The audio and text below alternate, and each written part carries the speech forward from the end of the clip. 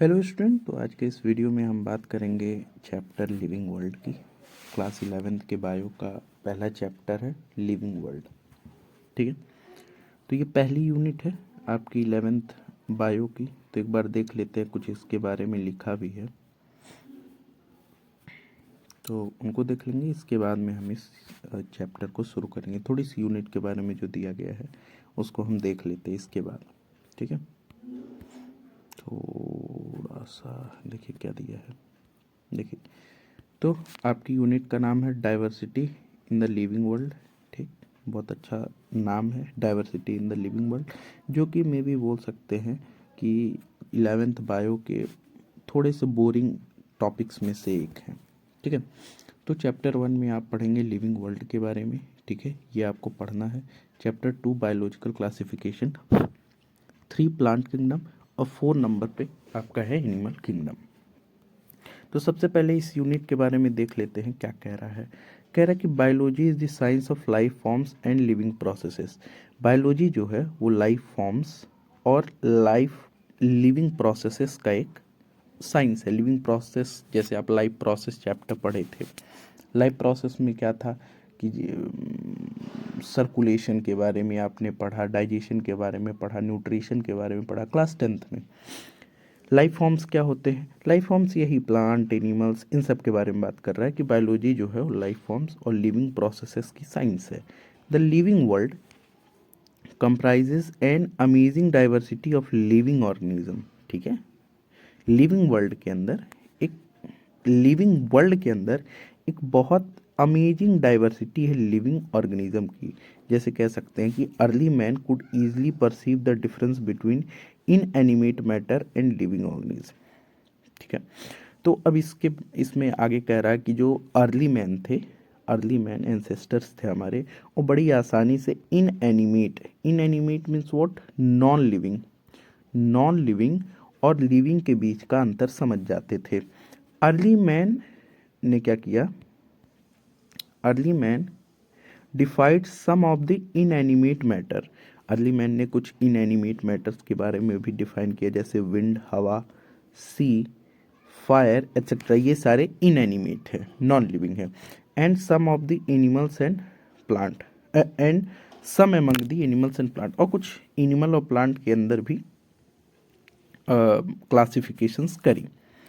A common feature, a common feature of all such forms of inanimate and animate objects was the sense of awe or fear that they evoked.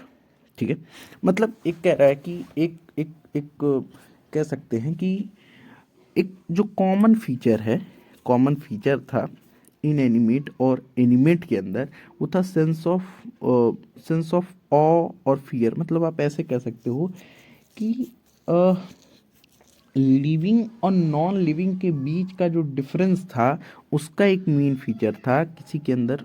आप ऐसे बोल सकते हो, sense करना एक property होती है फियर को लेके। तो वो है या नहीं है, ठीक है, वो है या नहीं है, इस बेसिस पे इनएनिमेट या एनिमेट की क्लासिफिकेशन करी गई थी पहले के टाइम में। The description of living organisms including human beings began much later in the human history.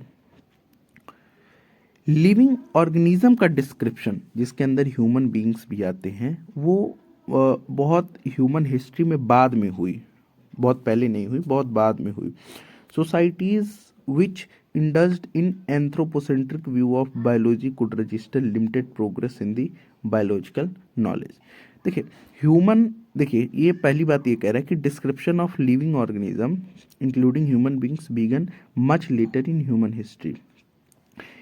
जो लिविंग ऑर्गेनिज्म का जो क्लासिफिकेशन है, लिविंग ऑर्गेनिज्म, अभी तो आप बात कर रहे थे कि कौन लिविंग है कौन नॉन लिविंग है, ये बेसिस था। फिर आप बात कर रहे हो कि लिविंग ऑर्गेनिज्म जिसके अंदर स्पेशली आपकी ह्यूमंस भी आते हैं, इनकी क्लासिफिकेशन ह्यूमन हिस्ट्री में बहुत बाद में हुई। सोसाइटी जो कि इंडल्ज थी एंथ्रोपोसेंट्रिक व्यू ऑफ बायोलॉजी में, वो बहुत लिमिटेड प्रोग्रेस की बायोलॉजिकल नॉलेज में। एंथ्रोपोसेंट्रिक व्यू का मतलब ऐसे समझ लीजिए कि अपने आप को सेंटर में रखें, अपने आप को सेंटर में रखे और अपने आप को सेंटर में रख के बाकी जो सारी क्लासिफिकेशन की वो अपनी रिक्वायरमेंट्स के बेसिस पे की। यानी कि जैसे आज के टाइम पे जो नॉर्मली आप क्लासिफिकेशन वगैरह पढ़ते हो उसमें एक बायोलॉजी को सेंटर में रखते हो, बायोलॉजी को, या फिर अलग अलग आपके बेसिस होते हैं जिनके बेसिस पे आप क्लासिफिकेशन करते हो। लेकिन जब आप एंथ्रोपोसेंट्रिक व्यू की बात करते हो तो उसमें आप ह्यूमंस को बीच में रख देते हो, और बाकी क्लासिफिकेशन इनके हिसाब से होती है, ह्यूमंस के हिसाब से होती है। ठीक है।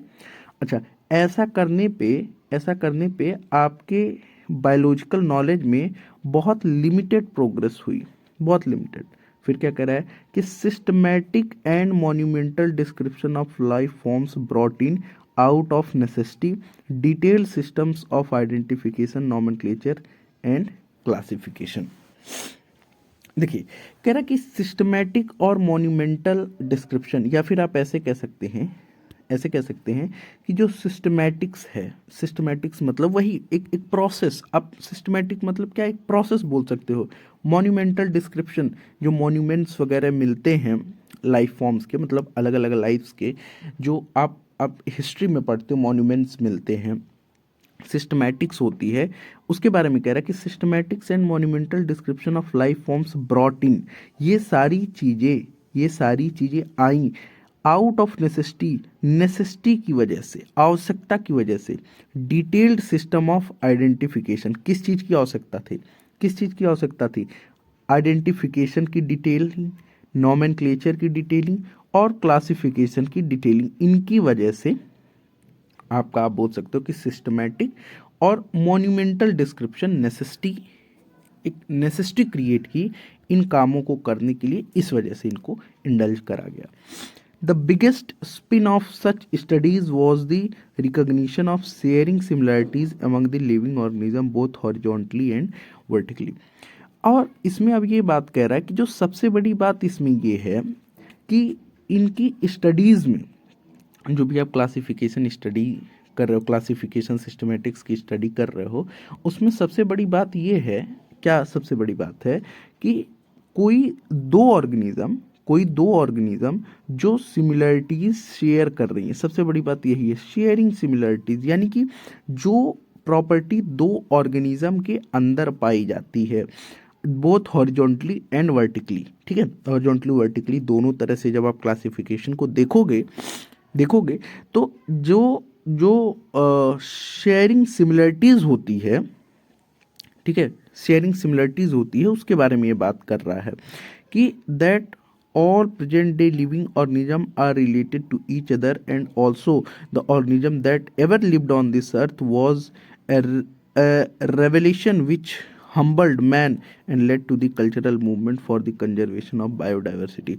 मतलब ये कह रहा है कि दो ऑर्गेनिज्म के बीच में रिलेशन है, जो आप इकोलॉजी में पढ़ते हो, इंडिपेंडेंट नहीं है, एक दूसरे पे डिपेंडेंट टाइप की चीज़ें आ रही हैं। यानी कि आप अगर एक मेल हो, होमोसैपियंस, ठीक है, तो आपकी किसी से शेयरिंग है, मान लीजिए आपका किसी फीमेल से कुछ चीज़ें शेयर हो रही है, किसी एनिमल से कुछ चीज़ें शेयर हो रही हैं। ठीक है, शेयर मतलब क्या, सिमिलरिटीज, आपके ट्रेट्स सिमिलर हैं, आपके ट्रेट सिमिलर है, या फिर कह सकते हैं कि आपके अंदर जो जो इंग्रेडिएंट्स हैं जिनसे आप बने हो वो चीज़ें सिमिलर है, जो आपके पास्ट में चले गए, जो आपके एंसेस्टर्स रहे होंगे, उनसे भी आपकी चीज़ें सिमिलरिटीज़ हैं, शेयरिंग सिमिलरिटीज़ है, सिमिलरिटीज शेयर हो रही हैं।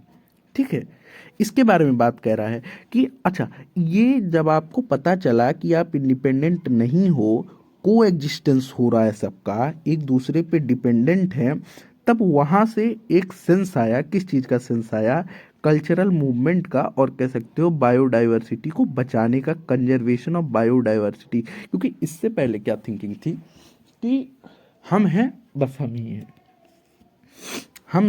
हैं, बट धीरे धीरे आपको पता क्या चला कि नहीं, ऐसा नहीं है, आप इंडिपेंडेंट नहीं हो, किसी न किसी तरीके से डिपेंडेंट हो।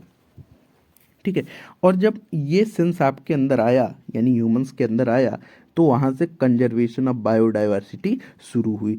इन यूनिट में आपको एक डिस्क्रिप्शन मिलेगा क्लासिफिकेशन एनिमल और प्लांट का एक टैक्सोनॉमिस्ट के पर्सपेक्टिव से। ठीक है, आई होप मैं ये चीज़ें आपको समझा पाया। तो अब इस यूनिट में सबसे पहले एक साइंटिस्ट के बारे में दिया गया है, अर्नेस्ट मेयर के बारे में। 1904 में जन्मे, 2004 में मर गए। ठीक है, चलिए इनके बारे में बहुत कुछ चीज़ें नहीं जाननी है, थोड़ी थोड़ी चीज़ें देख लेते हैं। ये याद नहीं करना है, 5 जुलाई 1904 को एक कैम्पटन में पैदा हुए, जर्मनी में। अर्नेस्ट मेयर को Harvard University, Ernest Mayr the Harvard University evolutionary biologist who has been called the Darwin of 20th century, यानी कि इन्हें क्या कहा जाता है, डार्विन ऑफ 20th सेंचुरी। किसे, अर्नेस्ट मायर को कहा जाता है। ये 100 साइंटिस्ट की लिस्ट में हमेशा आएंगे, यानी कि अगर कभी भी वर्ल्ड की 100 साइंटिस्ट की लिस्ट बनती है तो उसमें डार्विन का नाम हमेशा होगा। मायर ने हार्वर्ड फैकल्टी एज आर्ट और साइंसेस के रूप में ज्वाइन किया 1953 में और 75 में रिटायर हो गए। Assuming the title of Alexander Agassiz, क्या है भैया, Agassiz professor of zoology emeritus है, क्या है, एमेरिटस।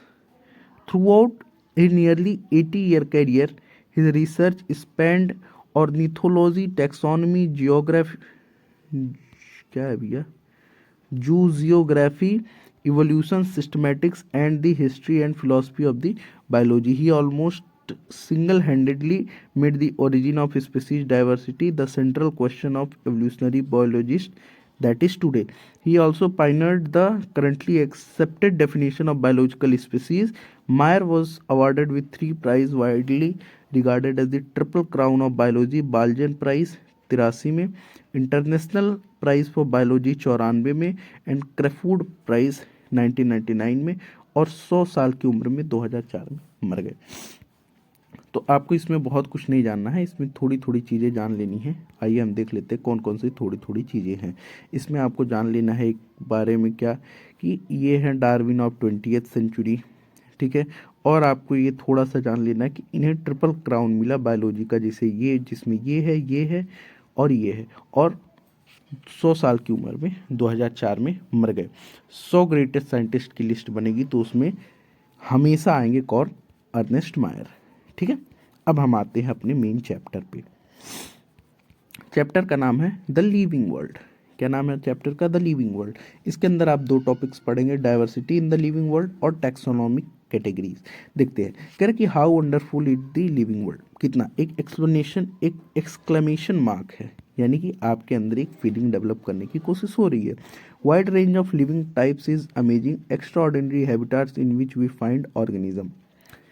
कैसे कह रहा है कि लिविंग टाइप के जो अलग अलग, आप ऐसे बोल सकते हो कि कितने अलग अलग टाइप की लिविंग्स आप देख सकते हो, लिविंग ऑर्गेनिज्म देख सकते हो, और उनके एक्स्ट्राऑर्डिनरी हैबिटाट्स जो आपको मिलते हैं, या फिर आप कह सकते हो कोल्ड माउंटेन्स में कोई लिविंग ऑर्गेनिज्म रह रहा है, deciduous forest, oceans, fresh water lakes, desert, hot springs, leaves speechless, यानी कि इन सब जगहों पे हैबिटाट को देख के लोगों को रहते हुए, लोगों मतलब डिफरेंट ऑर्गेनिज्म को रहते हुए देख के हम स्पीचलेस हो जाते हैं।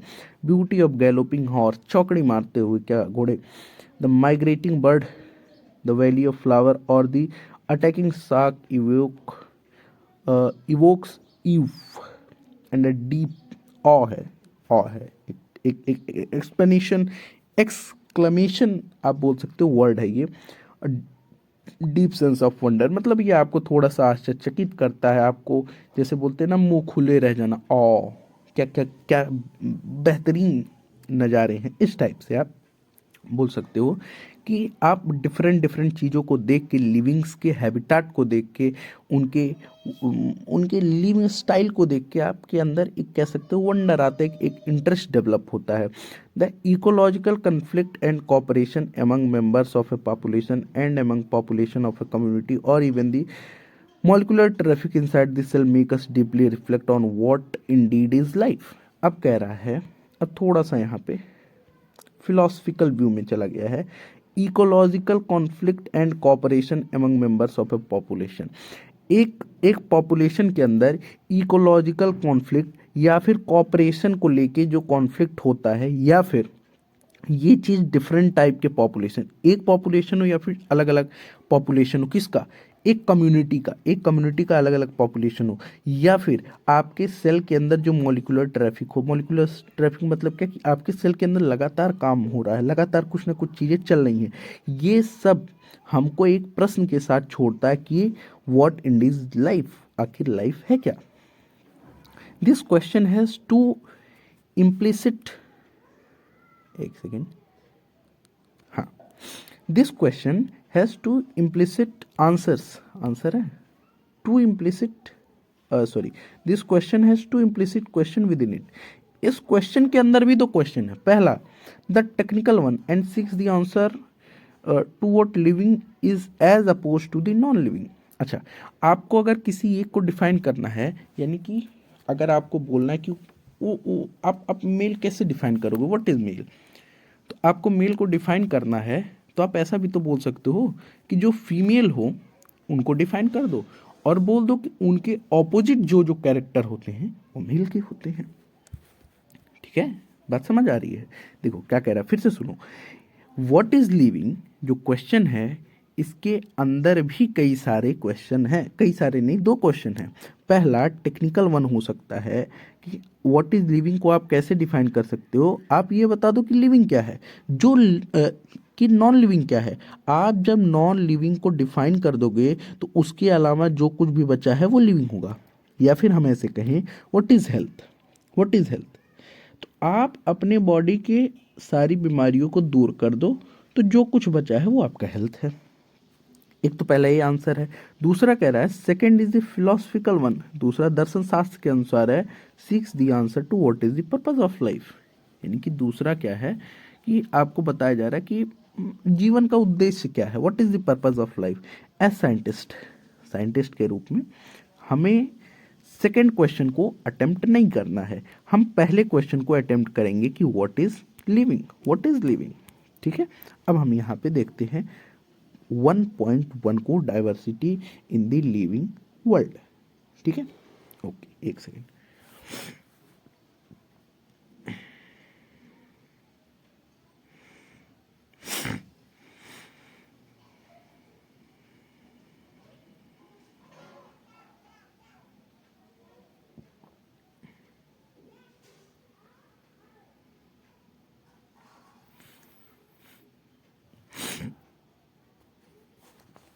चलिए देखते हैं। अगर आप अपने चारों तरफ देखते हैं तो आपको एक बहुत बड़ी वैरायटी मिलेगी लिविंग ऑर्गेनिज्म की। बीट पॉटेड प्लांट हो, इंसेक्ट हो, बर्ड हो, आपके पेट पालतू जानवर हो, या दूसरे जानवर हो, उनके साथ में प्लांट्स भी हों। There are also several organism that you can not see with your naked eye. कुछ ऐसे जानवर भी हैं, ऑर्गेनिज्म है बेसिकली, जिन्हें आप अपने नेकेड आई से नहीं देख सकते, लेकिन वो आपके चारों तरफ हैं। It is fact. if we were if you were to increase the area that you make observation in, the range and variety of organism that you would see will increase। यानी कि अगर आप इस एरिया में अपने observation को कर रहे हो तो यहाँ पे अगर n नंबर ऑफ ऑर्गेनिज्म हैं, तो आप जब अपने एरिया को बढ़ा के, अपने जब एरिया को बढ़ा के आप इतना करोगे तो आपको 2n, तो आपको कितने मिलेंगे, 2n, या फिर n पे power something amount of species मिलेंगे। सिंपल सा क्या कहना है कि जब आप अपने रेंज को बढ़ाओगे, अपने ऑब्जर्वेशन के रेंज को बढ़ाओगे, तो वैरायटी ऑफ ऑर्गेनिज्म जो हैं वो भी बढ़ेगा, वो भी बढ़ेगा, जाहिर सी बात है बढ़ेगा।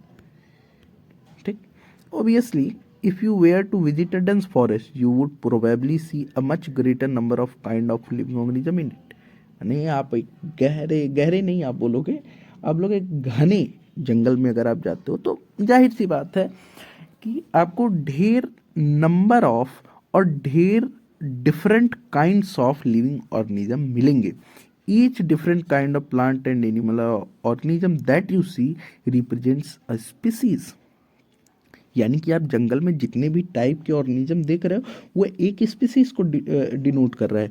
यानी कि अगर आप एक लायन को देख रहे हो तो लायन एक स्पीसीज है, आप एक मंकी को देख रहे हो तो मंकी एक स्पीसीज है, आप एक एंट को देख रहे हो तो वो एंट जो है वो एक स्पीसीज है। ठीक है, तो ये सारे जो ऑर्गेनिज्म है, टाइप ऑफ ऑर्गेनिज्म है, वो एक स्पीसीज को रिप्रेजेंट कर रहे हैं। बात समझ आ गई? Okay. The number of species that are known and described range between 1.7 से 1.8। अब आपको ये याद रखना है कि ये जो स्पीसीज का नंबर, ये जो स्पीसीज का नंबर अभी तक बताया गया है या फिर डिस्क्राइब किया गया है वो लगभग 1.7 से 1.8 के आसपास है। 1.7 से 1.8। ठीक है, ये देखिए, ये जो 1.7 1.8 की बात हो रही है, ये इतने जानवर नहीं है, इतने टाइप के जानवर है। यानी कि 1.7 से 1.8 मिलियन एंट्स नहीं है, 1.8 मिलियन एंट ऐसा नहीं है कि अगर आप एंट की बात करो तो एक 1.7 से 1.8 मिलियन एंट है, लायन 1.7 1.8 मिलियन नहीं, ऐसा नहीं।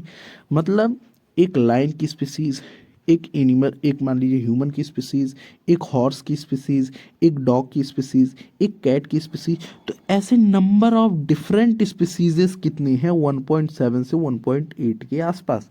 This refers to biodiversity. यही बायोडाइवर्सिटी को डिफाइन करता है या फिर बोल सकते हो रेफर करता है। और the number and types of organism present on earth, यानी कि नंबर और टाइप ऑफ ऑर्गेनिज्म जो अर्थ पे प्रेजेंट है वो आपके बायोडाइवर्सिटी को आप बोल सकते हो कि डिफाइन करता है। ठीक है, आगे चलते हैं। वी शुड रिमेंबर, हमें ये चीज़ याद रखना चाहिए, ध्यान रखना चाहिए यहाँ पे कि as we explore new areas and even old ones, new organisms are continuously being identified. यानी कि आप अगर अलग अलग नई जगहों पे जाओगे, मान लीजिए आपका ये एक प्लेस है दिल्ली, दिल्ली, और ये आपका प्लेस है मान लेते हैं यूपी, यूपी। तो सपोज करते कि आपने दिल्ली में एक बार ऑब्जर्वेशन करी, एक बार दिल्ली में नए नए स्पीसीज खोजे। अब इसके बाद में आप आओगे यूपी में, यहाँ पे आपने मान लीजिए x amount of, x number of species खोजे। यूपी में आओगे तो बोल देते हैं कि ये बढ़ गया, बढ़ गया, आपने कुछ और नंबर में यहाँ पा गए, लेट्स से वट एवर कि यूपी में कुछ और नंबर में पा गए। अब आप यूपी से फिर जब वापस दिल्ली में जाओगे तो यहाँ पे फिर नए टाइप के स्पीसीज मिलेंगे, फिर दिल्ली से यूपी आओगे फिर आपको नए टाइप के मिलेंगे। मीन्स क्या कह रहा है, सिंपल सी बात ये कह रहा है कि आप जैसे जैसे नए एरिया में जाओगे आपको नए ऑर्गेनिजम्स मिलेंगे, आप पुराने में भी जाओगे वहाँ पे भी नए ऑर्गेनिज्म मिलेंगे, और नए नए ऑर्गेनिज्म हमेशा आइडेंटिफाई होते रहते हैं। एज स्टेटेड अर्लियर, जैसे पहले ही हम बोल चुके हैं, there are millions of plants and animals in the world. कैसी बात है, वी नो, हम जानते हैं कि plants and animals in in our own area, एक सेकेंड सॉरी, देखिए क्या कह रहा है कि हम पहले से ही जानते हैं कि मिलियंस ऑफ प्लांट और एनिमल इस संसार में हैं। हम ये भी जानते हैं कि प्लांट्स और एनिमल हमारे एरिया में जो भी हैं उनको आप किस नाम से जानते हो? उनके लोकल नेम से जानते हो। यानी आपके एरिया में जो भी आपके प्लांट्स और एनिमल्स हैं उनको आप उनके लोकल नाम से जानते हो। ये लोकल नाम जो है वो प्लेस टू प्लेस वेरी करता है, एक कंट्री के अंदर भी वेरी कर जाता है। प्लेस टू प्लेस बस बात नहीं करें, आपके कंट्री के अंदर भी ये नाम वेरी कर जाता है। ठीक है, probably you would recognise the confusion that would be created if we did not find ways to make to means to talk to each other to refer to the organism we are talking about।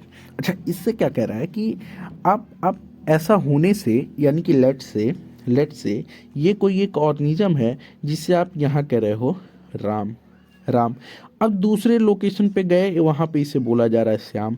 अब इससे क्या होगा, इससे आपको confusion होगा समझने में, और इससे क्या होगा, इससे आपको प्रॉब्लम आएगी एक दूसरे से किसी एक स्पीसीज के बारे में बात करने में।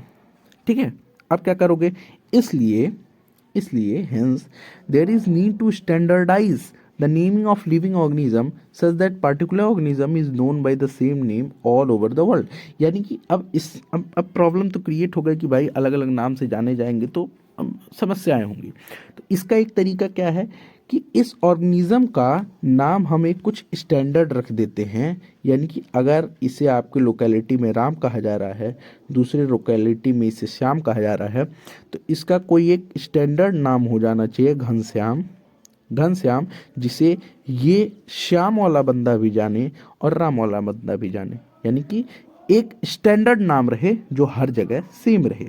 और इसी इसी प्रोसेस को आप बोलते हो नॉमेनक्लेचर। नॉमेनक्लेचर यानी कि एक स्टैंडर्ड नेम रखना किसी ऑर्गेनिज्म का जो कि हर जगह सेम ही हो।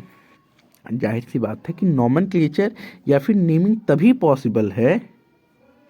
पॉसिबल है जब आप ऑर्गेनिज्म को ढंग से और करेक्ट रूप में क्या किए हों, डिफाइन किए हों।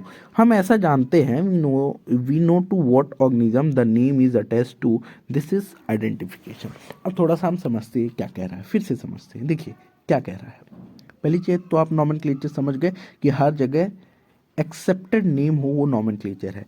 अब कह रहा है, जाहिर सी बात है, नॉमेनक्लेचर और नेमिंग इज ओनली पॉसिबल, तभी पॉसिबल है जब organism is described correctly and we know to what organism the name is attached to. यानी कि ये कह रहा है कि ये तभी पॉसिबल है जब आप किसी एक ऑर्गेनिज्म को ढंग से यानी कि करेक्टली डिफाइन कर दो, डिस्क्राइब कर दो, और हमें ये चीज़ पता हो कि कौन से ऑर्गेनिज्म के बारे में बात किया जा रहा है, या फिर इस कोई एक ऑर्गेनिज्म है वो नाम उससे अटैच्ड है या किससे अटैच्ड है। फिर से सुनिए। ये चीज़ तभी पॉसिबल है जब ऑर्गेनिज्म को आप ढंग से डिफाइन कर दो। और दूसरा कि we know to what organism the name is attach to, यानी कि ये जो घनश्याम नाम है वो किस ऑर्गेनिज्म से अटैच है ये आपको पता होना चाहिए। और दूसरी चीज, आप इस घनश्याम को ढंग से डिफाइन कर दो, करेक्टराइज कर दो। करेक्टराइज आप ऐसे बोल सकते हो कि जब आप अच्छे से उसको डिस्क्राइब कर दो, उसके बारे में बता दो। और यही आइडेंटिफिकेशन है। आइडेंटिफिकेशन मतलब क्या, पहचान करना कि घनश्याम की क्या क्या प्रॉपर्टीज होती हैं, और अगर कोई चीज़ घनश्याम है तो घनश्याम किस ऑर्गेनिज्म से एसोसिएट करता है। आई होप आपको अब बात समझ आई होगी। अब देखिए ये कह रहा है कि in order to facilitate the study, सुविधाजनक करने के लिए, number of scientist have established the procedure to assign a scientific names to each known organism. अच्छा, इन चीज़ों को आसान करने के लिए अलग अलग साइंटिस्ट ने अलग अलग प्रोसीजर्स असाइन करे। ठीक है, किस लिए असाइन करे कि हर एक ऑर्गेनिज्म का एक साइंटिफिक नेम जान लिया जाए, या फिर कह सकते हैं कि हर एक ऑर्गेनिज्म का एक साइंटिफिक नेम बन जाए। This is acceptable to biologist all over the world, और ये हर एक बायोलॉजिस्ट द्वारा एक्सेप्टेबल हो, या फिर कह सकते हैं एक्सेप्टेबल है। प्लांट के लिए scientific names are based on agreed principle and criteria which are provided in International Code for Botanical Nomenclature। ये पहला एब्रीविएटेड फॉर्म है जिसे आप याद कर लीजिएगा, ICBN। देखिए अब ये तो बात तो हो गई कि आपको स्टैंडर्ड नेम चाहिए। अब स्टैंडर्ड नेम रखने के प्रोसेस को बोलते हो आप नॉमेनक्लेचर। ठीक, अब नॉमेनक्लेचर करोगे, ठीक, ओके। अब आपको एक ऑर्गेनिज्म को, नॉमेनक्लेचर को करने के लिए एक ऑर्गेनिज्म को ढंग से डिफाइन करना पड़ेगा। ठीक है, आपने ढंग से डिफाइन कर दिया।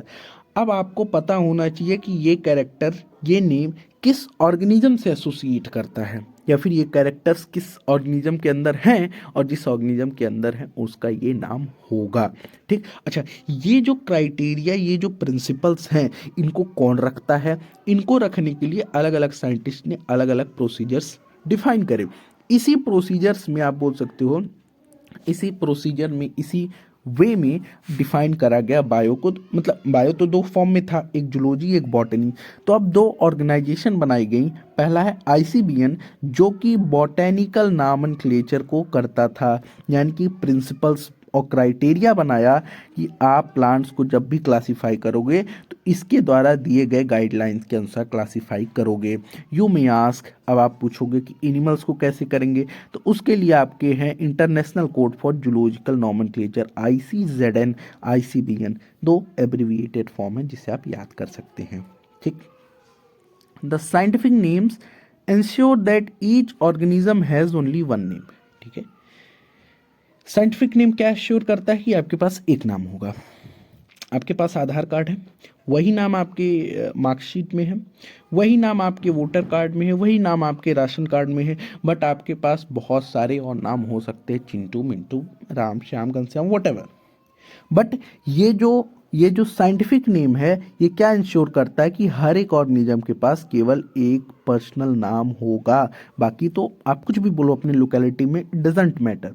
डिस्क्रिप्शन, अच्छा, जब आपसे बात होता है तो आपके ऑफिशियल नेम से ही होता है, जब भी आप कोई काम करते हो तो आपके ऑफिशियल नेम से करते हो। ठीक, तो लोकेलिटी का एज सच फर्क नहीं पड़ता है।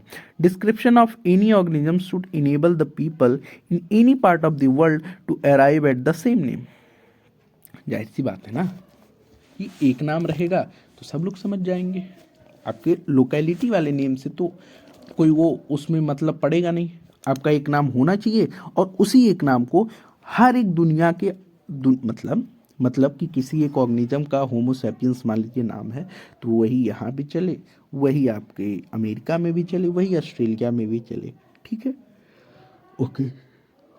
दे also ensure that such a name has not been used for any other known organism. ये बात ध्यान दीजिएगा कि होमो सैपियंस आपका नाम है, ओके फाइन, बट ये चीज़ इंश्योर करना पड़ेगा कि होमो सैपियंस किसी और का नाम ना हो, केवल आपके स्पीसीज का नाम हो।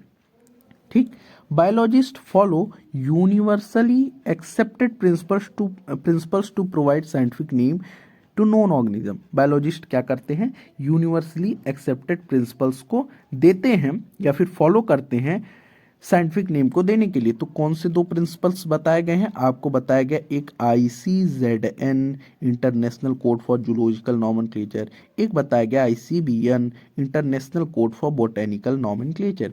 यानी कि बॉटनी के नॉमेनक्लेचर को करने के लिए आपको ICBN बताता है, जबकि जूलॉजी के लिए ICZN। ठीक है, each name has two components. अब बात किया गया है कि हर एक नाम के दो कंपोनेंट होते हैं। जैसे मेरा नाम है कार्तिकेय पांडे, तो मेरे दो कंपोनेंट है, एक ये मेरा मेन नेम है और ये मेरा सर नेम है। ठीक है, तो इसी तरीके से हर एक नाम के दो कंपोनेंट होते हैं।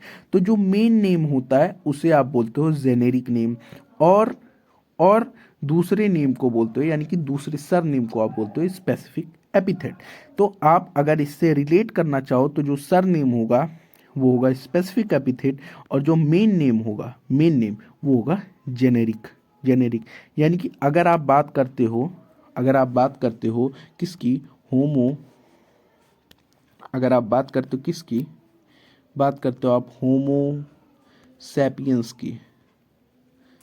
की, तो जो जेनेरिक नेम है वो है आपका होमो और स्पेसिफिक एपिथेट है आपका सैपियंस। आई होप आपको बात समझ आ गई होगी। ठीक है, ठीक। तो किसी भी नाम के कितने कंपोनेंट होंगे? दो, एक होगा आपका जेनेरिक नेम, एक होगा आपका specific epithet. This system of providing a name with two component is known as binomial nomenclature। Binomial nomenclature कहीं पूछा जाए तो क्या होता है, किसी भी ऑर्गेनिज्म को दो कंपोनेंट में तोड़ना या फिर बोलना कि दो कंपोनेंट का नेम देना, जिसके अंदर पहला हो उसका जेनेरिक नेम, दूसरा हो उसका स्पेसिफिक एपिथेट। इसमें पहला दूसरा तो अभी नहीं बोला है, इसमें केवल ये बोला है कि एक होगा जेनेरिक, एक होगा स्पेसिफिक एपिथेट। ठीक है,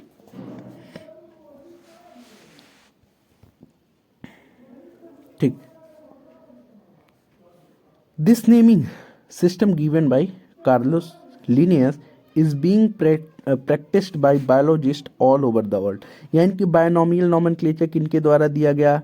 कार्लोस लिनियस के द्वारा, और इसी को सारे बायोलॉजिस्ट द्वारा पूरे दुनिया में प्रैक्टिस किया जाता है, यानी कि यही एक्सेप्टेड है। आगे कह रहा है कि this naming system using two word format was found convenient, यानी कि यह सुविधाजनक माना गया, सुविधाजनक पाया गया। अब हम कुछ एग्जाम्पल लेते हैं जिसमें हम पहले बात करते हैं आम का। बहुत अच्छा, टू अंडरस्टैंड, समझने के लिए, with providing scientific names better, जो भी आपको साइंटिफिक नेम दिया गया है उनको ढंग से समझने के लिए मैंगो के साइंटिफिक नेम को पहले देखते हैं। क्या नाम है? Mangifera indica. क्या नाम है इसका? इसका नाम है जो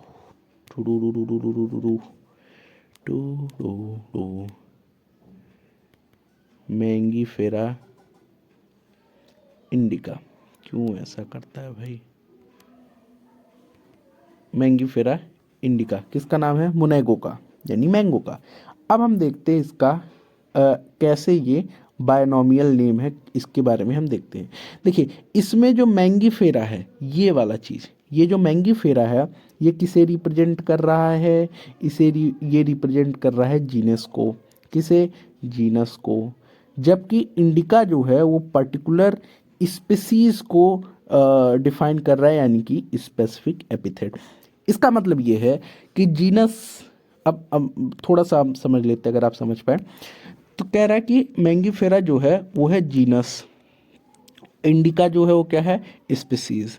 स्पीसीज यानी कि मैंगीफेरा के अंदर और भी स्पीसीज हो सकती हैं, लेकिन ये मैंगीफेरा के अंदर जिस स्पीसीज की बात कर रहा है उसका नाम है इंडिका। तो मैंगीफेरा के अंदर इंडिका स्पीसीज की बात कर रहा है। तो पहला नाम क्या होगा? पहला नाम क्या होगा? जीनस का। दूसरा नाम किसका होगा? दूसरा नाम होगा स्पेसिफिक एपिथेट का, या फिर कहें स्पीसीज का। किसका? स्पीसीज का। Other universal rule for nomenclature are as follows. कुछ यूनिवर्सल रूल है जिनके बारे में आपको बताया जा रहा है, उन्हें आप देख लीजिए।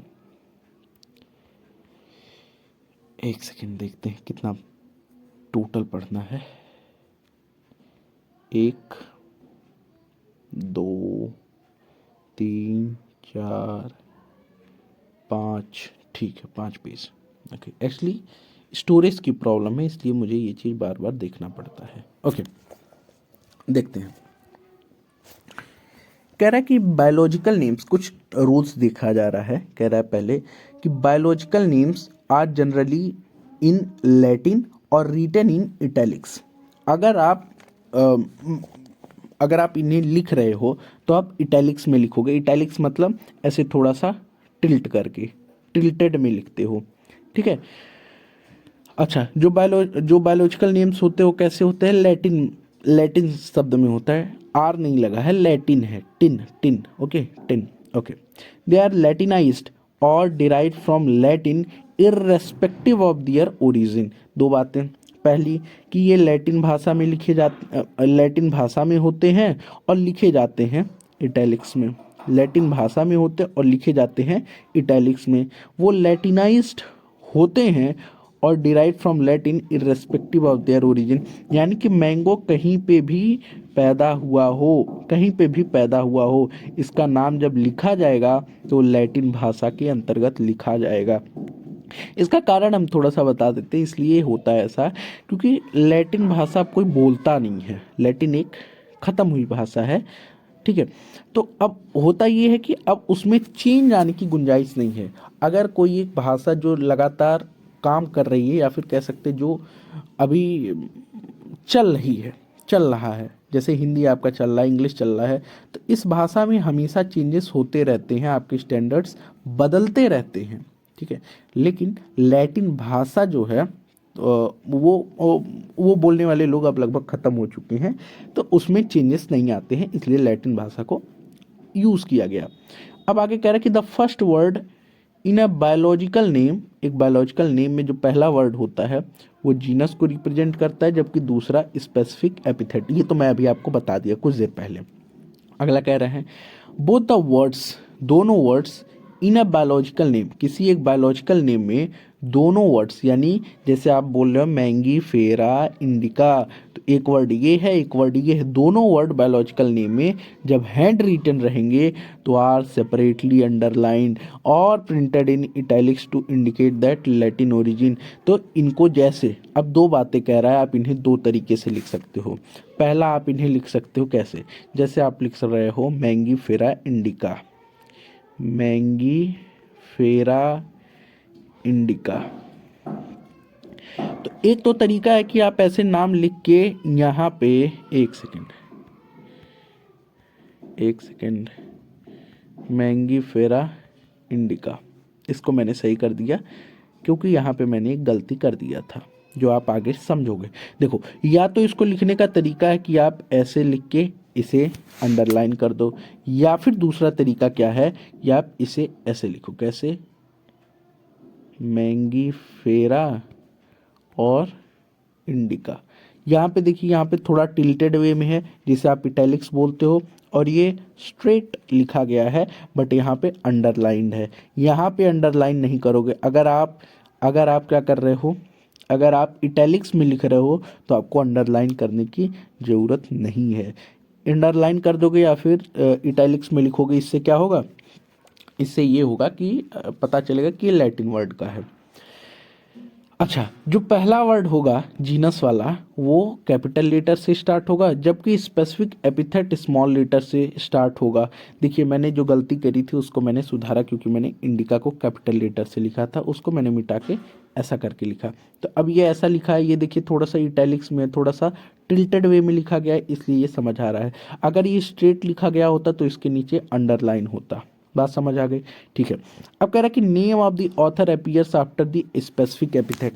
और अगर लोग बहुत ज़्यादा बोल सकते हो कि सोफेस्टिकेटेड टाइप के हैं, उनको और ज़्यादा क्लियरिटी चाहिए, तो बहुत लोग आप ऐसे बोल सकते हो कि ऑथर्स का नाम भी लिखते हैं। और ऑथर्स का नाम यानी कि मैंगो के कोई ऑथर हैं, ठीक है, तो ऑथर्स का जो नाम होता है वो स्पेसिफिक एपिथेट के बाद ही लिखाएगा, यानी कि at the end of biological names and written in abbreviated form, जैसे Mangifera indica Linn. It indicate that species were first described by Linnaeus. यानी कि आम में जो मैंगीफेरा लिख रहे हो, फिर इंडिका लिख रहे हो, उसके बाद में आप साइंटिस्ट या फिर ऑथर का नाम डालोगे। और वो भी एक चीज़ आपको ध्यान रखना है कि जो ऑथर का नाम रहेगा वो कैसा रहेगा, एब्रीविएटेड फॉर्म में। ओके। सिंस क्या sense, it is nearly impossible to study all living organism, it is necessary to divide some means to make it possible. This process is classification. आपने पहला क्या पढ़ा, नॉमेनक्लेचर में क्या पढ़ा कि आपने स्पीसीज को, ऑर्गेनिज्म को नाम दे दिया, साइंटिफिक नाम दे दिया जो हर जगह एक्सेप्टेड है, ठीक है। बायनोमियल नॉमेनक्लेचर के अंदर दो नाम दिए जाते हैं, एक आपका जेनेरिक नेम और एक स्पेसिफिक एपिथेट, ठीक, दो चीज हो गया। तीसरा आपको यहाँ बता रहा है क्लासिफिकेशन के बारे में कि क्लासिफिकेशन क्या होता है। देखिए, क्लासिफिकेशन मतलब ये होता है कि सारे ऑर्गेनिज्म को एक साथ पढ़ना बहुत मुश्किल है, इसलिए कुछ तरीका निकाला जाए जिससे सभी ऑर्गेनिज्म को लगभग आप एक साथ में लपेट दें, यानी कि सबको एक साथ में पढ़ लें। तो क्लासिफिकेशन उसी को बोलते हैं, यानी कि सारे ऑर्गेनिज्म को एक साथ पढ़ने के कुछ तरीकों को। कैसे?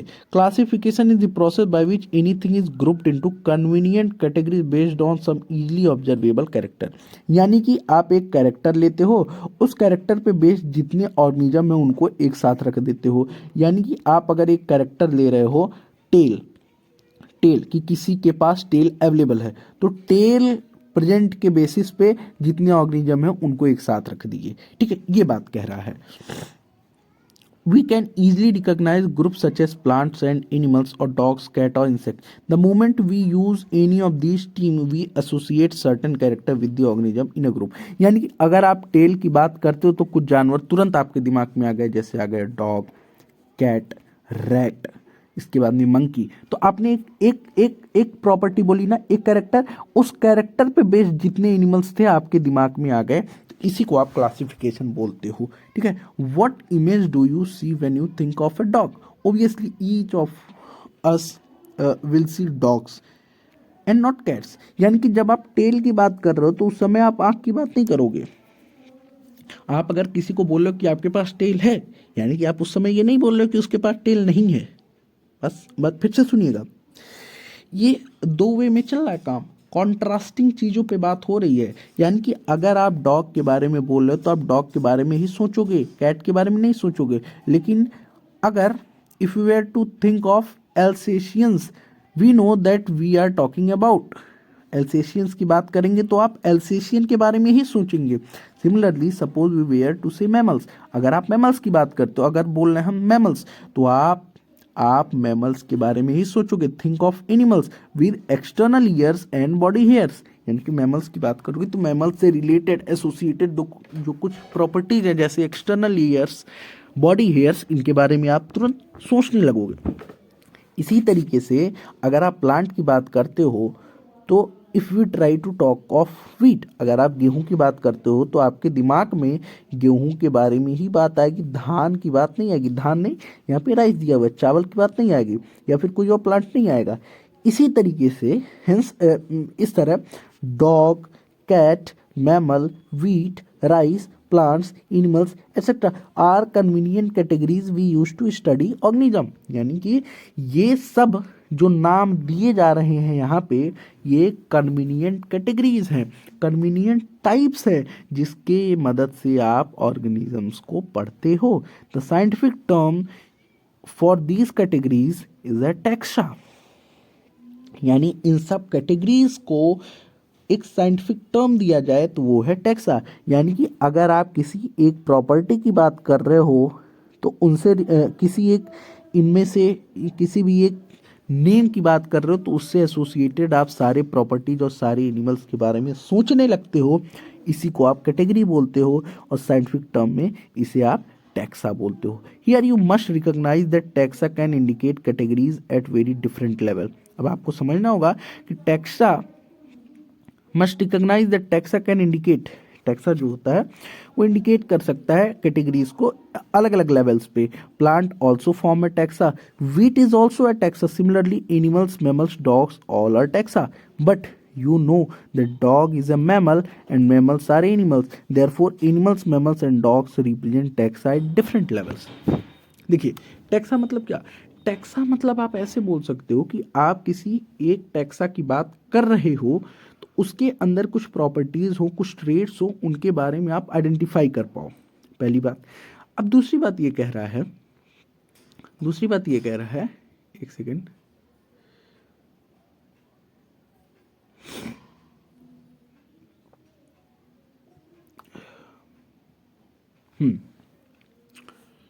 दूसरी बात ये कह रहा है कि अगर आप डॉग की बात करते हो तो वो भी एक टाइप का टैक्सा है, अगर आप मैमल्स की बात करते हो तो भी एक टाइप का टैक्सा है, अगर आप टेल की बात कर, टेल नहीं दिया है, अगर आप टेल की बात तो भी एक टाइप का टैक्सा है। लेकिन अगर आप डॉग की बात करो तो डॉग एक मैमल्स है जिसके पास टेल है, जिसके पास आंख है। ये सारे एक तरह के टैक्सा हैं बट एट डिफरेंट लेवल्स, अलग अलग लेवल्स पे टैक्सा हैं। Taxa is nothing but a type of property, but यहाँ पे जो डिफरेंट प्रॉपर्टीज हैं उनके अलग अलग लेवल्स हैं। हेंस बेस्ड ऑन कैरेक्टरिस्टिक्स या फिर properties all living organism can be classified into different taxa. In characteristic या फिर प्रॉपर्टीज के बेसिस पे लिविंग ऑर्गेनिज्म को अलग अलग टैक्सा में बांटा जा सकता है और इसी क्लासिफिकेशन को आप टैक्सोनमी बोलते हो। टैक्सा इज व्हाट, प्रॉपर्टी, और अलग अलग लेवल पे प्रॉपर्टीज के बेसिस पे ऑर्गेनिज्म को बांटने को आप क्या कह रहे हो, taxonomy. External and internal structure along with the structure of cell development process of ecological information of organism and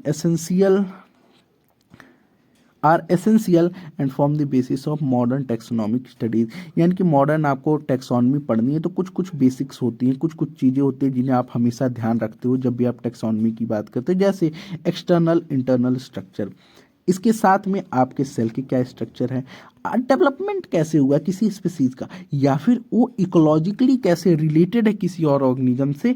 ये सारी चीज़ें एसेंशियल होती हैं जब भी आप मॉडर्न टेक्सोनॉमी को पढ़ते हो या फिर मॉडर्न टेक्सोनॉमी की बातें करते हो तब। इसलिए characterisation, identification, classification and nomenclature are the processes that are basics of taxonomy. अब क्या कह रहा है, इसलिए आपको कैरेक्टराइजेशन जो करते हो, कैरेक्टर्स बांटते हो, आइडेंटिफाई करते हो उन कैरेक्टर्स के बेसिस पे, आइडेंटिफाई के बाद में क्लासीफाई करते हो, फिर नॉमेनक्लेचर करते हो। ये सभी क्या हैं, are the processes that are the basics of taxonomy, यानी कि अगर आपसे बोला जाए कि टैक्सोनॉमी के क्या क्या प्रोसेस हैं तो आपको याद होना चाहिए कैरेक्टराइजेशन, आइडेंटिफिकेशन, क्लासिफिकेशन और nomenclature. CICN, CICN, classification, identification, characterization and nomenclature. Taxonomy is not something new, taxonomy कोई नई नहीं है। Human beings have always been, humans हमेशा से इंटरेस्ट रखते हैं to know more and more about the various kinds of organism. जाहिर सी बात है, particularly with the reference to their own use. देखिए ह्यूमंस हमेशा कीन रहते हैं कि आपको नए नए ऑर्गेनिज्म के बारे में पता चले। अगर ऐसे ही कोई और मोटिवेशन ना हो तो कम से कम अपनी ज़रूरत के लिए तो सबको जानने के लिए जाने ही जाते हैं, ठीक है। पुराने समय में human beings need to find sources for their basic needs of food, clothing and shelter, यानी कि अपने रोटी कपड़े मकान के लिए अलग अलग सोर्सेज की ज़रूरत पड़ती थी। इसलिए अर्लीस्ट क्लासिफिकेशन जो था वो अलग अलग ऑर्गेनिज्म का अपने यानी मानव के ज़रूरत के हिसाब से, मानव की ज़रूरत के लिए कौन कितना उपयोगी है उस बेसिस पे अर्लीस्ट क्लासिफिकेशन किया गया। ह्यूमन बीइंग्स वेयर, मानव जो थे वो since long not only interested in knowing more about different kind of organism and their diversity but also the relationship among them, यानी कि ए स्पीसीज है, बी स्पीसीज है, इनका हमारे लिए क्या ज़रूरत है, इनका हमारे लिए क्या ज़रूरत है, ये सब तो ठीक है, सारी चीज़ें ठीक है, इनके बारे में क्या है, रिप्रोडक्शन कैसा है, न्यूट्रिशन कैसा है, वो भी ठीक है, उसके बारे में जान लीजिए। लेकिन ए बी के साथ कैसे रिलेटेड है, बी ए के साथ कैसे रिलेटेड है, यानी कि दो टाइप के ऑर्गेनिज्म में कैसे रिलेशन है, इंटर रिलेशंस हैं, उनके बारे में भी जानने के लिए बहुत कीन रहते थे। And this branch of study were referred as systematics.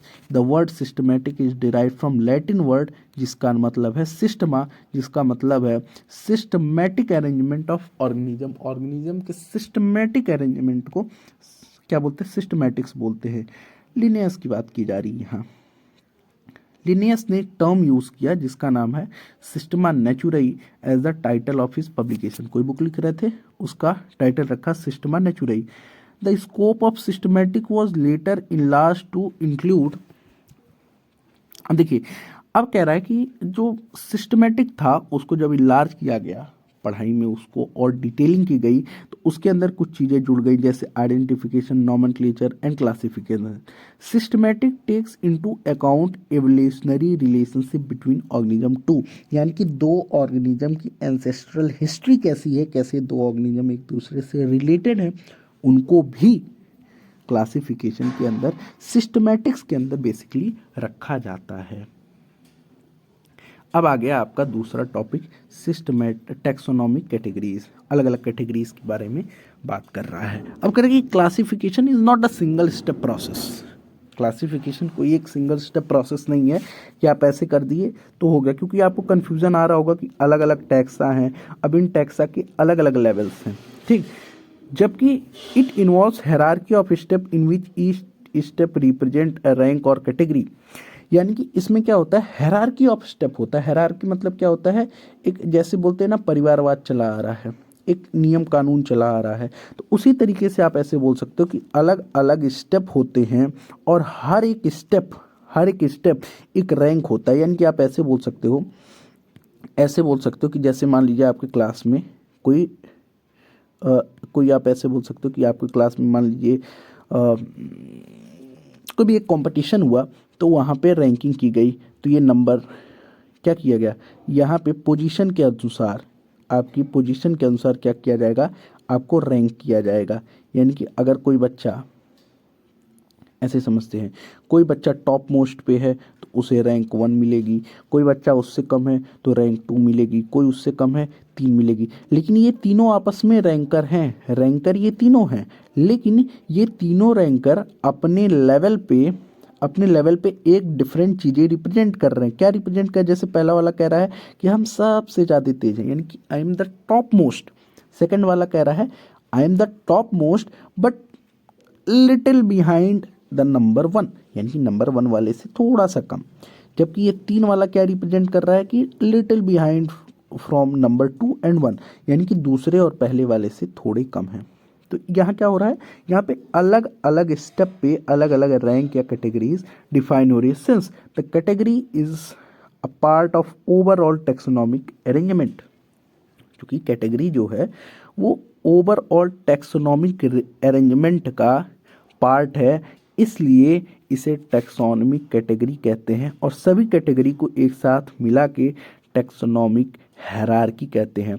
Category और रैंक लगभग एक ही बात है, यानी कि आप ये जो सारे रैंक बना रहे हो, ये जो सारे रैंक बना रहे हो, ये सारे क्या है, कैटेगरी है। यानी कि 2 नंबर वाले, अब कैसे कैटेगरी, अब जैसे मान लीजिए हम बोल रहे हैं कि एक क्लास में मान लीजिए 100 बच्चे हैं, तो कितने बच्चे 20 नंबर लेके आए, कितने बच्चे 30 नंबर लेके आए, कितने बच्चे 40 नंबर लेके आए, तो ये सारे हम जितने 40 लेके आए एक साथ कर दिए, 30 वालों को एक साथ कर दिए, 20 वालों को एक साथ कर दिए।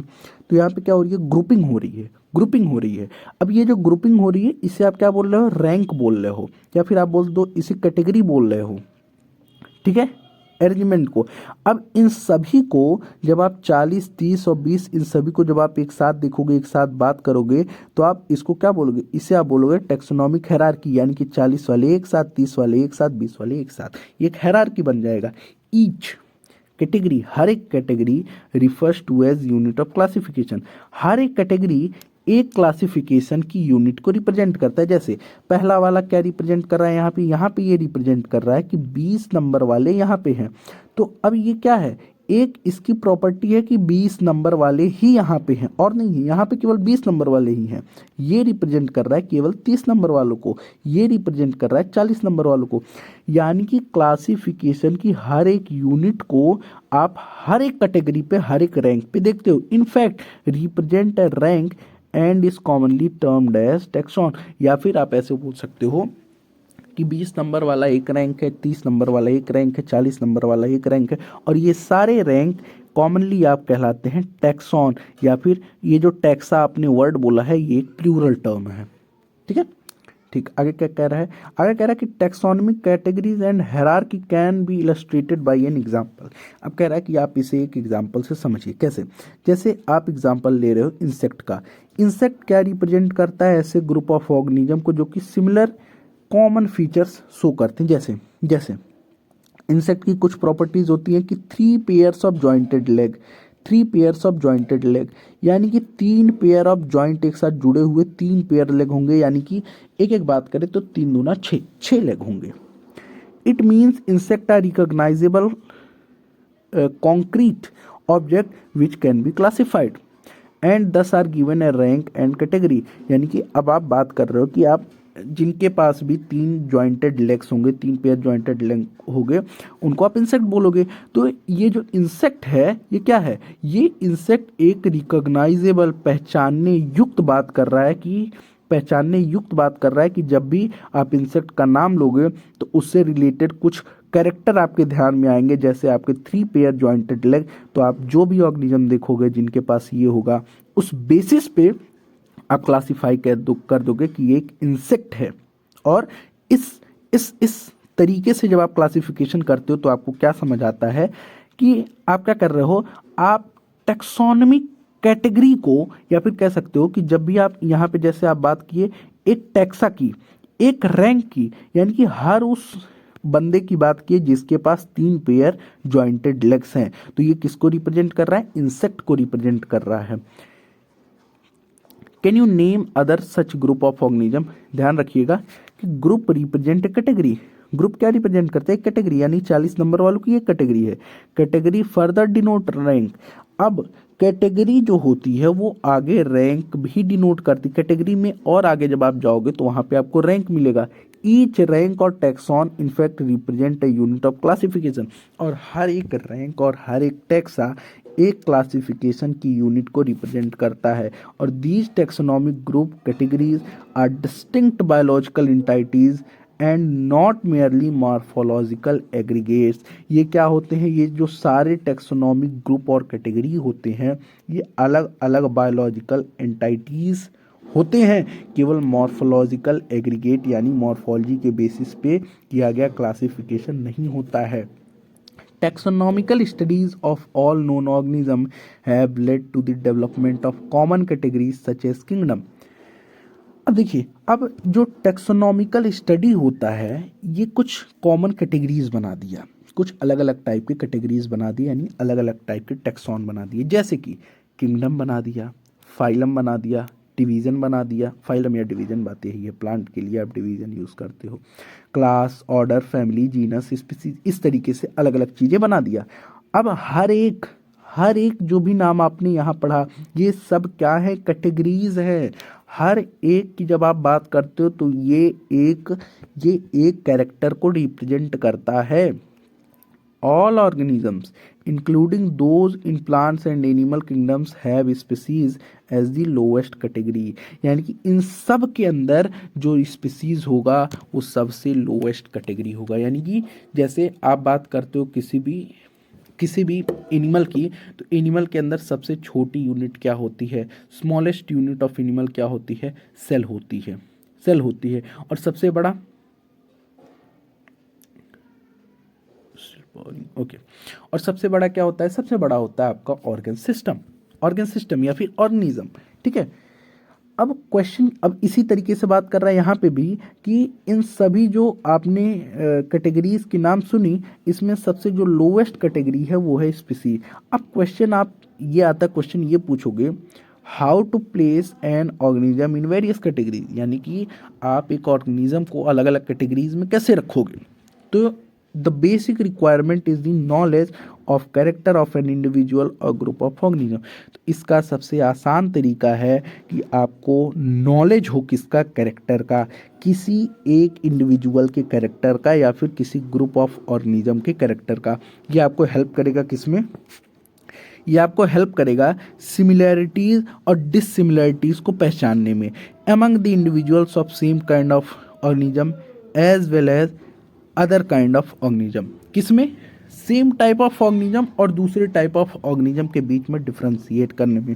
यानी कि अगर आपको कहीं दिया जाए नीम और आपको दिया जाए मैंगो और आपको दिया जाए जैसे ह्यूमन और आपको दिया जाए डॉग, तो आप क्या करोगे, आप नीम और मैंगो को एक साथ कर दोगे और फिर डॉग और ह्यूमन को एक साथ कर दोगे, क्योंकि आपको पता है नीम और मैंगो की लगभग एक कैरेक्टर है और डॉग और ह्यूमन की एक। लेकिन अब जब आप फिर स्टडी कर दोगे, फर्दर समझने की कोशिश करोगे, तो आप नीम को अलग कर दोगे और मैंगो को अलग कर दोगे, क्योंकि नीम और मैंगो एक दूसरे से बहुत भिन्न है। इसी तरीके से आप ह्यूमन को अलग करोगे और डॉग को भी अलग करोगे। यहाँ पे आप क्या समझ पा रहे हो कि आप जब कैरेक्टर्स के बारे में जानोगे तभी आप क्या कर पाओगे, डिफ्रेंशिएट कर पाओगे। इससे आप जब आप कैरेक्टर्स के बारे में जानोगे तो क्या होगा, इससे आपको सिमिलरिटीज़ और डिससिमिलरिटीज़ हर एक इंडिविजुअल के बारे में पता चलेगी।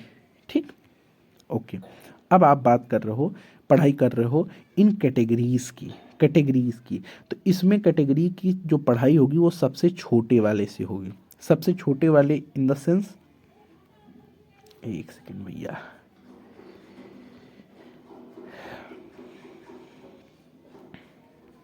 सबसे छोटे वाले यानी कि स्पीसीज से आप ये ध्यान रखिएगा कि आपको ये ऑर्डर याद करना है। ये ऑर्डर सबसे छोटा वाला सबसे पहले आप पढ़ोगे, फिर genus, family, order, class, phylum, division, kingdom.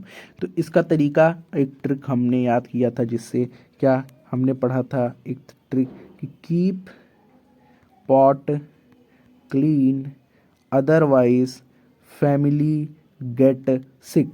Pot को क्लीन रखिए वरना फैमिली सिक हो जाएगी। तो कीप में K for kingdom, P for phylum, C for class, O for order, F for family, G for genus, S for species. तो आप इसे ध्यान रखिएगा। अब हम चलते हैं सबसे छोटे पे बात करते हैं। सबसे छोटा यहाँ पे है स्पीसीज। अब हम इसको समझते हैं। Taxonomic studies consider a group of individual organisms with fundamental similarities as species। यानी कि जहाँ पे भी फंडामेंटल सिमिलरिटी जब दो ऑर्गेनिज्म या फिर ग्रुप ऑफ इंडिविजुअल्स के बीच में हो तो आप उसे स्पीसीज बोलते हो। Taxonomic studies consider group of individual organism with fundamental similarities. Fundamental similarities कहीं पे भी होगी तो वो स्पीसीज होंगी। One should be able to distinguish one species from other closely related species based on distinct morphological differences. एक कोई भी एक वन शुड आप बात करते हो वन शुड, एक इंसान की बात करते हो, किसी की भी बात करते हो, तो वो इजिली एबल हो एक स्पीसीज को दूसरे स्पीसीज से, क्लोजली रिलेटेड स्पीसीज से डिफरेंशिएट करने में। किस बेसिस पे? डिस्टिंक्ट मॉर्फोलॉजिकल डिफरेंसेस, यानी कि ऐसे मॉर्फोलॉजिकल डिफरेंसेस जो मतलब आप बोल सकते हो सर्टेन हो। जैसे जैसे यहाँ पे एग्जांपल दिया मैंगीफेरा इंडिका आम का, सोलेनम ट्यूबरोसम यानी कि आलू का, पैंथेरा लियो यानी कि लायन का। तो ये सारे स्पीसीज हैं। तो क्या आप आम और आलू को एक साथ नहीं, एक दूसरे से नहीं डिफ्रेंशिएट कर सकते? बिल्कुल कर सकते हो। क्या आप लायन, आम और आलू को एक साथ एक दूसरे से नहीं डिफ्रेंशिएट कर सकते? बिल्कुल कर सकते हो। All the three names indica, tuberosum, leo, ये सारे क्या रिप्रेजेंट कर रहे हैं? स्पेसिफिक एपिथेट, यानी कि यहाँ पे ये बात कर रहा है साइंटिफिक नेम की, साइंटिफिक नेम की। तो जैसे मैंगीफेरा इंडिका है, इंडिका, ट्यूबरोसम, लियो, ये सारे क्या इंडिकेट कर रहे हैं? ये रिप्रेजेंट कर रहे हैं specific epithet. While the first word Mangifera, Solanum, Panthera are genera, genera की बात करें, जिसके बारे में हम आगे बात करेंगे कि इससे थोड़ा सा ऊपर वाला कैटेगरी होता है जेनरा। और ये क्या रिप्रेजेंट कर रहा है? एनदर हायर लेवल, हल्का सा हायर लेवल, थोड़ा सा दूसरी लेवल का हायर लेवल टेक्सॉ या कैटेगरी को डिफाइन करता है। ईच जीनस, हर एक जीनस के पास में है one or more than one specific epithet representing different organism. हर एक जीनस के पास एक या एक से अधिक स्पीसीज हो सकता है जो कि अलग अलग ऑर्गेनिज्म को डिफाइन करे, बट हैविंग मॉर्फोलॉजिकल सिमिलरिटी, लेकिन मॉर्फोलॉजिकल सिमिलरिटीज हो। For example Panthera has other specific epithet like tigris and solanum includes species like nigrum and mango के पास क्या है? Melongena. Human beings also belong to the species sapiens which is grouped under genus homo. The scientific name thus for human being is written as homo sapiens. Simple सी बात ये कह रहा है कि अगर आप एक जीनस को उठा रहे हो तो एक जीनस के पास एक या एक से अधिक स्पीसीज हो सकता है। जैसे आप बात कर रहे हो इंसान की, आप दूसरे नंबर पे बात कर रहे हो बंदर की, आप मान लीजिए बात कर चिंपैंजी, तो ये तीनों लगभग सेम टाइप के जीनस से बिलोंग करते हैं, लेकिन ये अलग अलग स्पीसीज है। इंसान अलग स्पीसीज है, बंदर अलग है, चिंपांजी अलग है, ठीक। तो ये बात कर रहा है। फिर बात करें कि genus comprise a group of related species. Related species, जब दो टाइप के स्पीसीज को एक साथ जोड़ोगे तो क्या करता है? जीनस बनाता है। यानी कि इन सब को जब आप जोड़ोगे तो आपको एक जीनस मिलेगा, होमो होमो होमो होमो जीनस मिलेगा, which has more characters in common in comparison to the species of other genera. यानी कि हर एक जेनरा के अलग अलग स्पीसीज में जो कैरेक्टर्स हैं उनसे ज़्यादा कॉमन कैरेक्टर आपको जीनस के अंदर मिलेगा। हम ये कह सकते हैं कि genera are aggregates to closely related species. जो क्लोजली रिलेटेड स्पीसीज होते हैं उनके एग्रीगेशन से आपका क्या बनता है? जेनरा बनता है या फिर जीनस बनता है। जैसे एग्जाम्पल लेते हैं, potato and brinjal are two different species but both belong to the genus Solanum.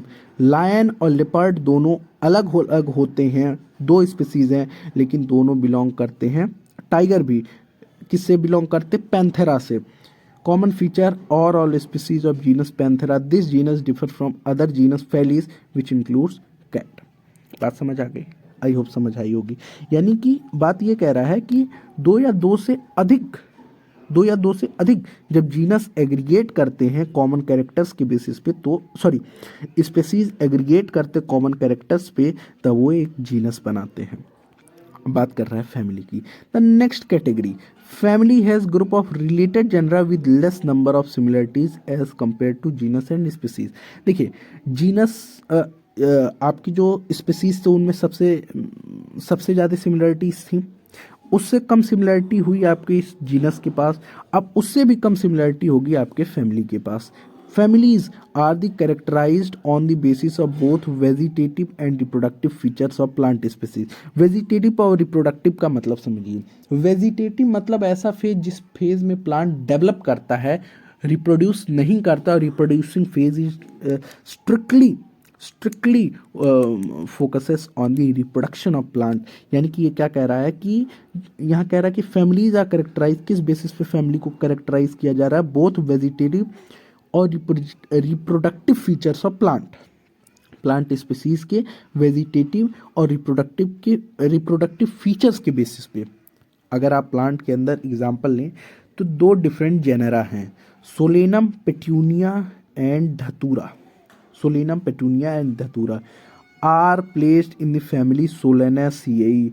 सोलेनासिएई के अंदर सोलेनम पेट्यूनिया और धतूरा तीनों प्लेस किए जाते अमंग एनिमल्स, जैसे पैंथेरा जिसके अंदर lion, tiger, leopard is put along with genus Felis जिसके अंदर कैट आती है, जिसकी फैमिली है फेलिडियाई। सिमिलरली अगर आप ऑब्जर्व करते कैट एंड डॉग की, you will find some similarities and some differences as well. They are separated into two different families, Felidae and Canidae respectively. यानी कि आप ऐसे जानिए कि आप किंगडम से जैसे जैसे नीचे आते हो आपको सिमिलर फीचर्स मिलते जाते हैं, और जैसे जैसे आप किंगडम से ऊपर की तरफ जाते हो किंगडम से नहीं, जैसे जैसे आप जीनस से ऊपर की तरफ जाते हो वैसे वैसे आपको सिमिलरिटीज़ कम मिलती हैं। वहाँ पे क्या होती है, लिस्ट सिमिलरिटीज़ के बेसिस पे क्लासिफिकेशन किया गया है। ठीक है, वही चीज़ें यहाँ पे बताई गई हैं कि जैसे सोलेनेसिएई एक फैमिली है प्लांट की, उसके अंदर सोलेनम है, पेट्यूनिया और धतूरा है। अब आप सोलेनम के अंदर जा रहे हो तो सोलेनम ट्यूबरोसम है, और भी अलग अलग कैटेगरीज हैं सोलेनम के अंदर, सोलेनम। ठीक है, अब हम आगे चलते हैं।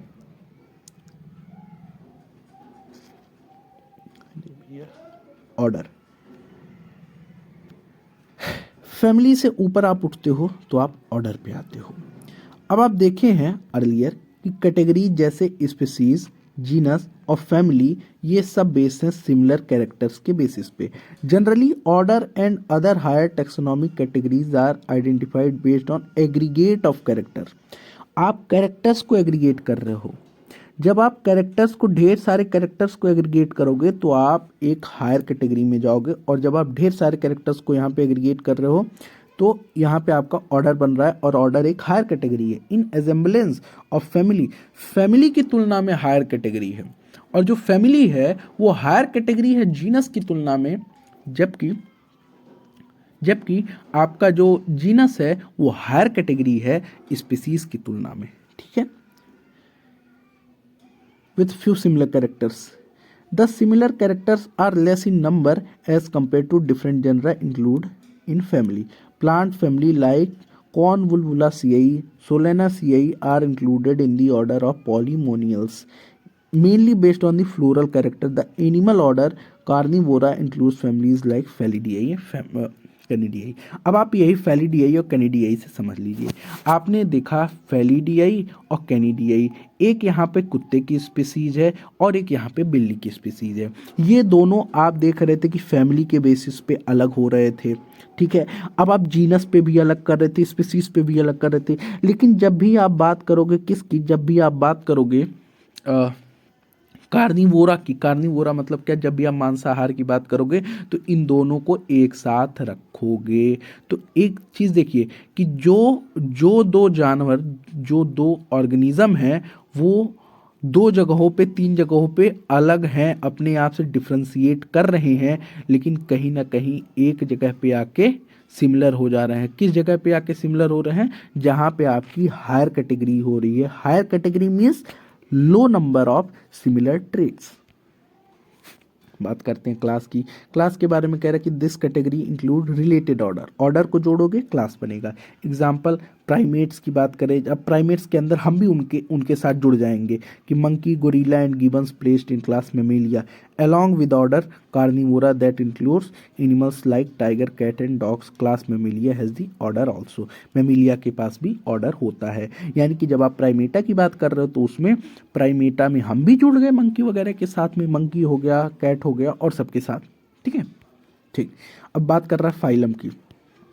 फाइलम की classes comprising animals like fishes, amphibians, reptiles, birds along with mammals constitute the next higher category called phylum। यानी कि जब आप मैमल्स की बात करोगे तो मैमल्स में आप टाइगर की भी बात करोगे, मंकी की बात करोगे, ह्यूमंस की भी बात करोगे, यानी कि फाइलम एक और हायर कैटेगरी है। ठीक, These based on common features like presence of notochord और dorsal hollow neural system.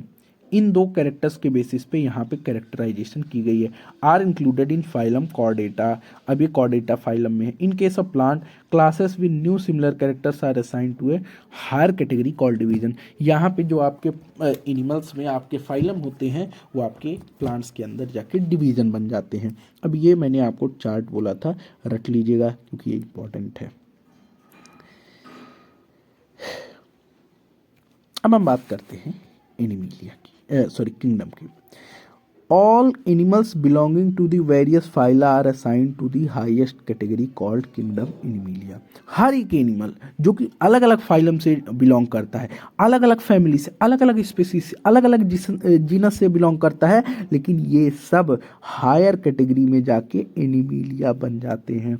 In the classification system of animals, kingdom Plantae on the other hand is distinct and comprises all plants from various divisions. Henceforth we will refer to these two groups as animal and plant. जैसे कि आप क्या पढ़ रहे थे, Polemoniales पढ़ रहे थे, कॉन्वोल्वुलासियाई पढ़ रहे थे, सोलेनासियाई पढ़ रहे थे, फैबेसियाई पढ़ रहे थे, मैंगो की बात कर रहे थे, इसके बाद में ट्यूबरोसम क्या बोल रहे थे, नाम भी हम भूल गए.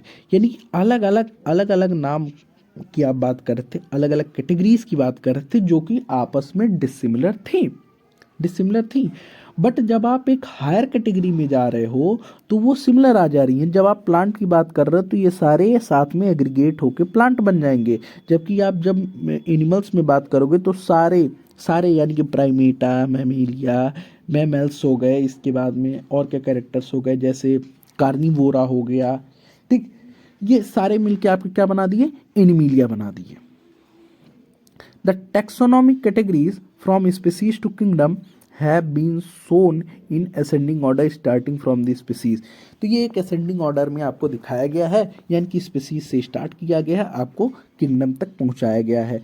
दीज आर ब्रॉड कैटेगरीज, ये सारे बहुत ब्रॉड कैटेगरीज हैं. However taxonomist have also developed सब categories in this hierarchy to facilitate more sound and scientific placement for various taxa. तो ये कह रहा है कि और भी हायरार्की डिफाइन किया गया है और इनके फर्दर सब डिवीजन भी किए गए हैं जिससे पढ़ने में आसानी हो. Look at the hierarchy in figure 1.1. यहाँ पे देखिए एक हायरार्की को डिफाइन किया गया है. Can you recall the basis of arrangement. क्या आप इनको देख के बेसिस ऑफ अरेंजमेंट को रिकॉल कर पा रहे हो. सो एग्जाम्पल के लिए कह रहा है कि जैसे आप हायर जाओगे कहाँ से, स्पीसीज से किंगडम की तरफ, कॉमन कैरेक्टर्स क्या होंगे, कम होंगे. ये बात हमेशा याद रखिएगा, ये बहुत इंपॉर्टेंट लाइन है, एग्जाम में आ सकता है कि जैसे जैसे आप हायर कैटेगरी में जाओगे, स्पीसीज से आपको कॉमन कैरेक्टरिस्टिक कम होंगे. लोअर द टैक्सा जितना लोअर होगा, मोर कैरेक्टर्स जो होंगे वो क्या करेंगे, शेयर करेंगे. Higher the categories, greater is difficulty to determining the relationship to the other taxa. दो टैक्सा के बीच में क्या कह रहे हैं, रिलेशन निकालना ज़्यादा कठिन होगा. Eight the same level hence the problem of classification becomes more complex. इसलिए क्लासिफिकेशन जो है उसका प्रॉब्लम और कॉम्प्लेक्स हो जाता है. अब टेबल 1.1 के बारे में कहा गया है जो कि टैक्सोनॉमिक कैटेगरीज के बारे में कुछ बताया गया है. किसको डिफाइन किया गया, house fly, man, mango, wheat को. ठीक है, देखिए कुछ और क्लासिफिकेशन किया गया है. जैसे मैन के बारे में बोला गया है, मैन क्या है, होमो सैपियंस. अब यहाँ देखिए ऊपर की तरफ आपके बायोलॉजिकल नेम है, genus, family, order, class, phylum, sub division. ठीक है, keep your pot clean otherwise family get sick.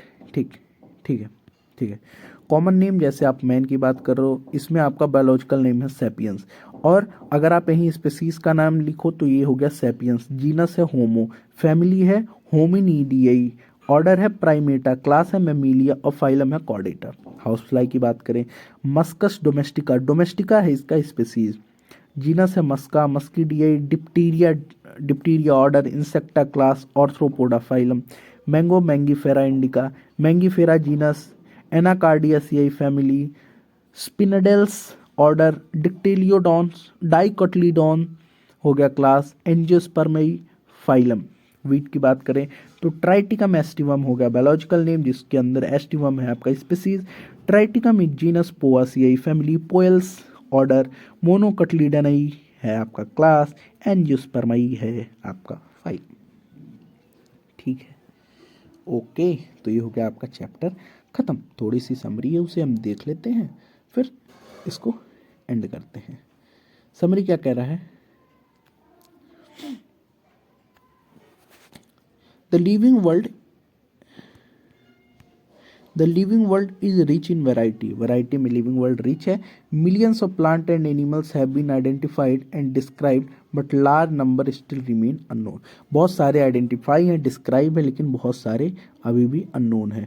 The very range of organism in term of size, colour, habitat, physiological and morphological feature make us seek the defining characteristic of living organism. यानी कि ये सारे अलग अलग basis के जो features हैं, ये हमें क्या करते हैं, अलग अलग कैरेक्टरिस्टिक पे क्या करते हैं, make us seek the defining characteristic of organism.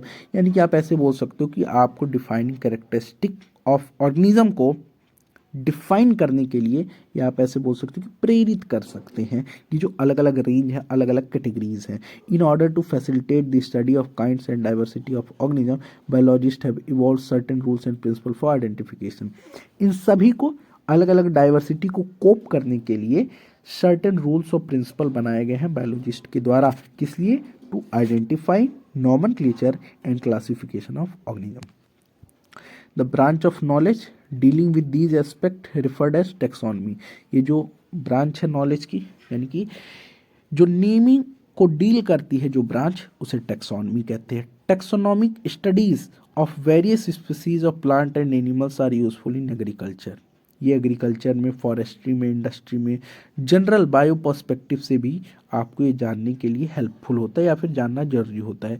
Basics of taxonomy, taxonomy की बेसिक्स जैसे आइडेंटिफिकेशन, नेमिंग, क्लासिफिकेशन, ये यूनिवर्सली इवॉल्व हुई हैं इंटरनेशनल कोड्स के अंदर।